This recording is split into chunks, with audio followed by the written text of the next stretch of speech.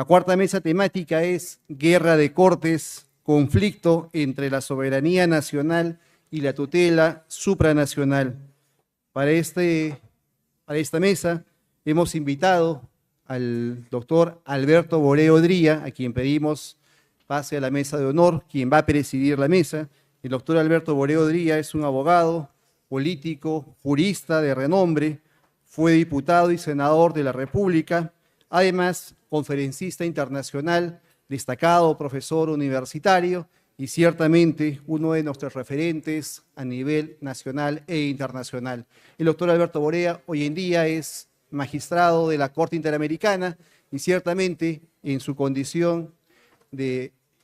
juez internacional va a presidir la mesa y conducir el debate académico. Invitamos también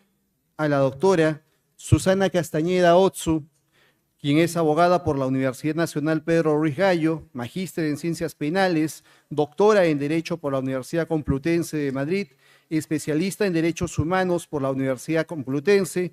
fue ex juez suprema de la Corte Suprema de la República, expresidenta de la Sala Penal Nacional de Apelaciones del Sistema Nacional Especializado en Delitos de Corrupción y también se desempeña como vicepresidenta de la Asociación Peruana de Derecho Constitucional. Invitamos también al doctor Omar Sar, quien es abogado por la Universidad de Buenos Aires, miembro hábil del Colegio de Abogados de Lima, coordinador académico del doctorado en Derecho y responsable académico de la maestría en Derecho Constitucional de nuestra Casa de Estudios y asesor jurisdiccional en el Tribunal Constitucional. Y también invitamos al destacado doctor Aníbal Quiroga León, quien es docente universitario por diferentes universidades, docente nuestro también acá en la Universidad San Martín, abogado especialista con múltiples obras en materia constitucional y procesal constitucional, y que ciertamente es uno de los más grandes cultores del litigio constitucional y que hoy día nos acompaña en esta mesa. Como hemos señalado, el doctor Alberto Boreo Dría presidirá la mesa, conducirá, y también nos acompaña en esta mesa el doctor Antonio Pereira Menaut, quien ya lo hemos presentado, destacado profesor español de la Universidad de Santiago de Compostela, que también nos va a acompañar en el debate sobre la guerra de cortes y la jurisdicción nacional e internacional. Sin mayor preámbulo, dejo en uso de la palabra al doctor Alberto Boreo Dría. Yo no voy a ser aquí expositor, sino voy a ser auditor, voy a ser oidor como en la Real Audiencia, porque, digamos, me corresponde eso. Además, quiero llevarme la cantidad de opiniones respecto a este tema tan importante del que vamos a hablar, que me imagino yo que será especialmente el del margen nacional de apreciación, al que se refería el profesor Amaya, y en consecuencia voy a deleitarme dando la palabra a los señores expositores. Creo que el tiempo de exposición que tienen son 15 minutos. Vamos a comenzar dándole la palabra a la profesora, ex magistrada de la Corte, doña Susana Castañeda Otsu, a quien la recibimos con un aplauso. Muy buenos días a todos y todas. Encantada de estar compartiendo la mesa con ilustres profesores de Derecho Constitucional. Están presentes distinguidos maestros constitucionalistas, pero también alumnos. Entonces, bajo esa consideración y teniendo en cuenta que ya se ha tratado en una mesa el día de ayer algo referente al tema que hoy nos ocupa, veo que el título se llama Guerra de Cortes, conflicto entre la soberanía nacional y la tutela supranacional. Para empezar, para mí no existe por ahora guerra de cortes, porque entre la Corte Suprema de Justicia y el Tribunal Constitucional, si han habido algunas discrepancias, han sido por temas que ya han sido zanjados. Creo que lo que más hay es una discrepancia entre el Estado peruano y la posición de la Corte Interamericana de Derechos Humanos respecto de dos leyes que son muy importantes. La ley 32.107 del 9 de agosto de 2024, que precisa la aplicación y los alcances del delito de lesa humanidad y crímenes de guerra en la legislación peruana, del 9 de agosto de 2024, ¿no? Para que entiendan los alumnos que no están presentes, es según esta ley, el Estatuto de Roma entra en vigencia en julio del 2002, mientras que la Convención de Imprescriptibilidad de los Delitos de Lesa Humanidad o Crímenes de Guerra va a empezar el 3 de noviembre de 2003 en nuestro país. Y en consecuencia, al hacerse la precisión de esta ley, implicaría que aquellos todos hechos que en el gobierno peruano se vienen procesando, investigando o sentenciando, habrían sido atípicos y por lo tanto estas personas deberían estar en libertad si es que están condenados sufriendo prisión o no deberían ser procesados. Y también la ley 32.419, ¿no?, que se ha dado recientemente, y es la ley que concede amnistía a los miembros de las Fuerzas Armadas, de la Policía Nacional del Perú y de los comités de autodefensa que participaron en la lucha contra el terrorismo entre los años 1980 y 2000. Y esta también habla que deberá tenerse en consideración de que si hay personas mayores de 70 años, miembros de las Fuerzas Armadas y de la Policía Nacional, y los que hayan sido integrantes de la ronda de autodefensa, que cuenten con sentencia firme, podrán acogerse a este beneficio. Bien, por lo tanto, estas discrepancias que incluso han llevado a que la presidenta del Perú haya planteado la posibilidad de retirarse de la Corte Interamericana, creo que sí genera una tensión entre el Estado peruano y las decisiones de la Corte Interamericana de Derechos Humanos, más aún cuando recientemente la Corte ha emitido una resolución el 3 de septiembre de 2025 en la cual ratifica la decisión de su presidenta en el sentido de que en una supervisión de cumplimiento de sentencia sobre los casos Barrios Altos y La Cantuta, reitera que la resolución del 1 de julio del 2024, los jueces no apliquen la ley 32.107. Vamos a llamarle ley de prescripción para evitar mayores problemas. Y además suspende los efectos de la aprobación de la ley 32.419, vamos a llamarle ley de amnistía, para no hacer conexiones con lo que ya la Corte Interamericana de Derechos Humanos dijo respecto de las leyes 26.479 y la ley 26.700, que calificó para los casos de Barrios Altos y de La Cantuta como leyes de autoamnistía. Y en la primera, cuando se trató del caso de Barrios Altos, llegó a la conclusión de que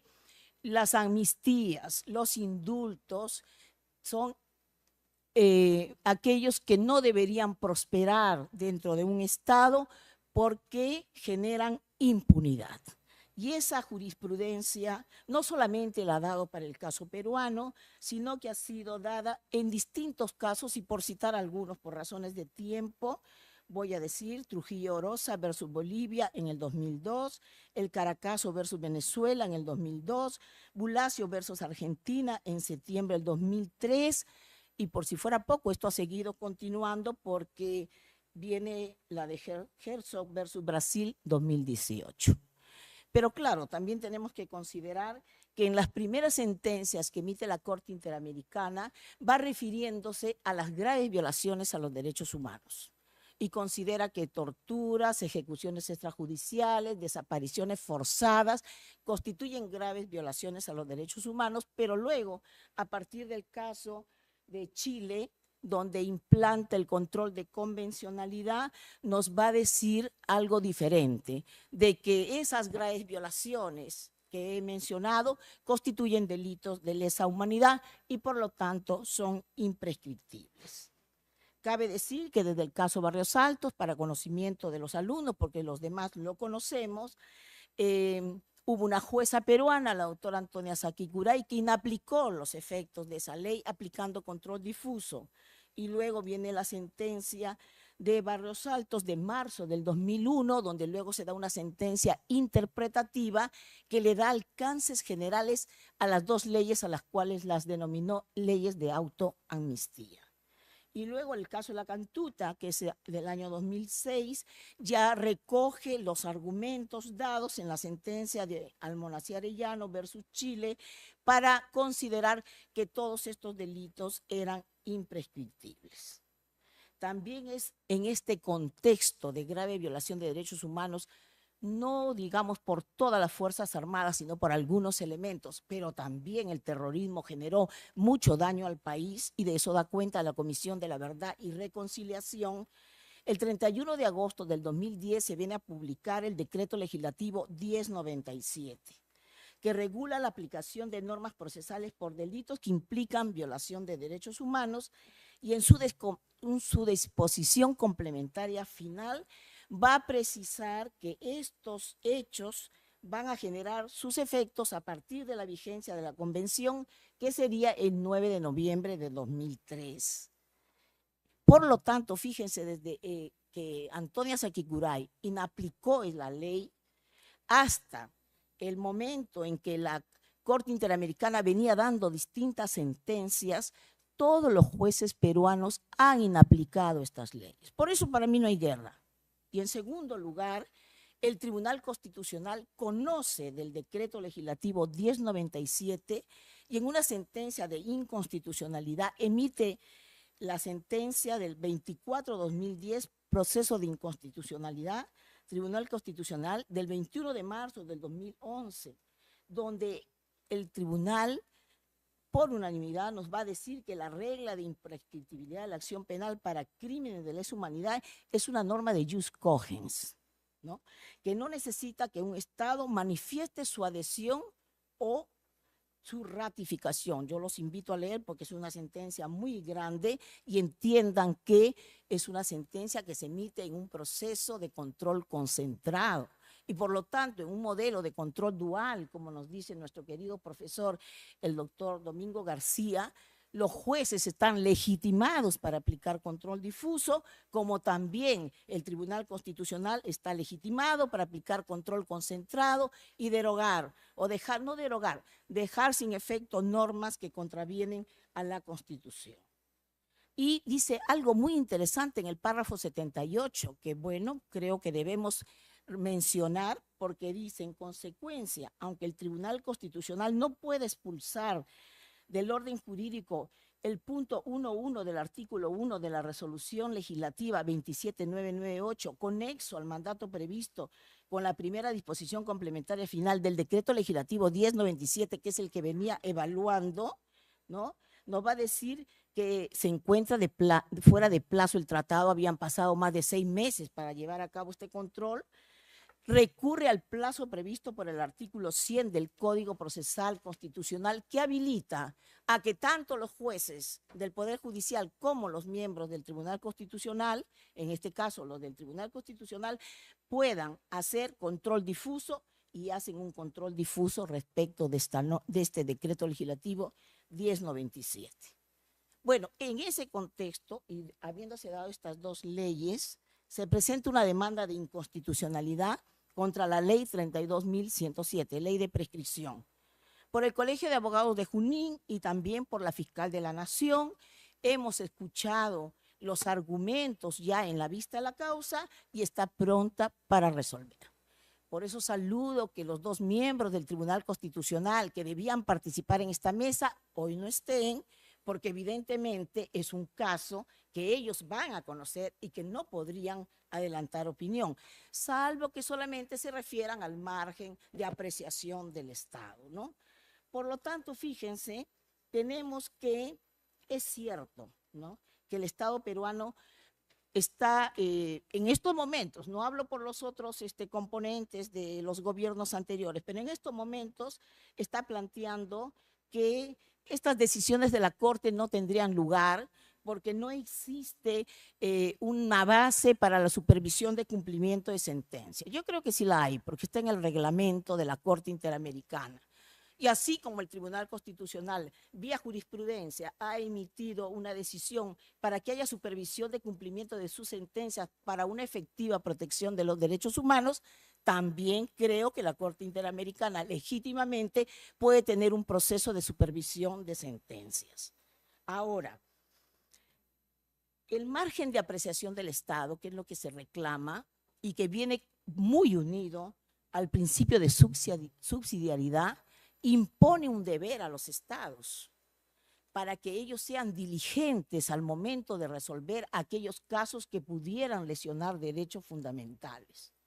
Y claro, en estos momentos se viene postulando, he escuchado a varias entrevistas efectuadas en televisión, que es necesario que se aplique la ley de amnistía porque afecta el plazo razonable, ¿no? Y que hay muchas personas que lucharon por la pacificación del país y que estarían siendo investigadas, procesadas e incluso muchos condenados. Pero frente a esa posición también se esgrime el derecho de las víctimas al acceso a la justicia y el derecho de la sociedad a que no se genere impunidad. Yo reconozco como jueza que he integrado la más alta corte del país, que existen muchos procesos, ¿no?, en los cuales incluso se han pasado muchísimos años. Las causas debió haberlas establecido el Estado. O sea, a partir del 2001 tiene una sentencia que le dice, oye, mira, con efectos generales, algo que podríamos discutir, si una corte internacional puede darle efectos generales a una ley cuando lo que conoce son casos concretos. Eso es un tema muy importante. Pero si ya se tenía esa situación, ¿por qué no hizo nada el Estado? ¿Por qué no se implementó una situación que fuera razonable para todos nosotros, para encontrar una solución adecuada y no se generen leyes de amnistía que en el fondo son autoamnistías? Habría que precisar, no lo sé, esto lo va a determinar el Estado cuando se defienda y la Corte Interamericana también, si los efectos de esta ley de amnistía van a ser los mismos que ya se vieron con el decreto legislativo 1097 y con las dos leyes de autoamnistía calificadas en la sentencia del caso Barrios Altos y de la Cantuta. Son preguntas que yo también me hago y que estoy estudiando para encontrar una mejor respuesta. Ahora, ¿cuál es el escenario actual? Si el Tribunal Constitucional declara que la ley es constitucional, la ley de prescripción, la 32.107, no hay problema, pues la ley se sigue inaplicando. A ver, si dice que es constitucional la ley, entra en vigencia el artículo 7º del título preliminar del Código Procesal Constitucional. Un minuto. Si los jueces continúan aplicando control difuso, ¿no?, porque el juez puede aplicar control difuso, entre tanto el Tribunal Constitucional no diga la norma es constitucional. Si dice que es constitucional, la pregunta que nos vamos a hacer y que queda para el debate es, ¿pueden los jueces aplicar control de convencionalidad a pesar de que el tribunal diga que la ley es constitucional? ¿Y generaría esa actuación una denuncia por prevaricato? Yo de frente digo que no hay prevaricato. Y luego solamente necesito un minuto para decir mi posición personal sobre esta situación. Creo que el plazo razonable de los procesos es una exigencia a nivel internacional. El derecho de acceso a las víctimas, a la verdad, a la reparación y a que no se produzca impunidad por parte de la sociedad también es un derecho colectivo, el segundo. Y por lo tanto, lo que se debe hacer es mecanismos urgentes para que tanto la Fiscalía como el Poder Judicial terminen ya esos procesos, ¿no?, y encontremos una restauración finalmente. Y bueno, habrán otras medidas que gracias a este Congreso y a lo que se viene discutiendo permitirán que el Estado peruano, como dijo nuestro juez de la Corte Interamericana de manera acertada, buscando los mejores abogados, pueda defender muy bien nuestra posición a futuro y también la autorrestricción, no solamente los jueces de la Corte peruana o del Tribunal Constitucional, sino también las autorrestricciones por parte de la Corte Interamericana. Muchas gracias.